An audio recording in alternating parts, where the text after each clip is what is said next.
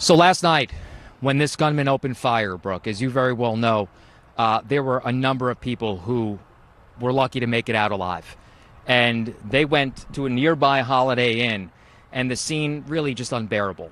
Hard to imagine. People trying to find whether or not their loved ones were unfortunately victimized by this and what unfolded here last night. Katira Winfrey joins us now with more on what some of the survivors and the families of these survivors have to say for us this evening. Well, Phil, across the board, it's definitely a sad situation. Even for the people here at the Holiday Inn, the flags have been lowered to have staff. Now, all day, family members have been waiting here, trying to reunite with families, waiting, trying to get word. And with each minute that just passed by, that fear just inched down deeper and deeper. Mass shootings, we've come to know what they look like, but for the unfortunate families, they know firsthand what it feels like. Carol Weisert is still looking for her husband, Steve. My hope is he's alive.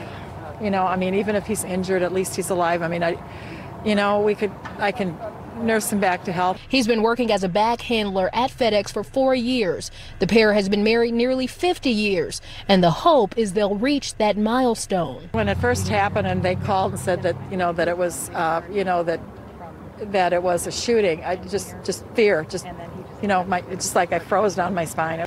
Dozens more are waiting too, many from the local Sikh community. Weisert Hospital is still alive, and not especially for Sikhs, anybody who has been hurt or anything, we mourn for all. Sikh community representatives say roughly 90% of the employees at this FedEx are Sikh.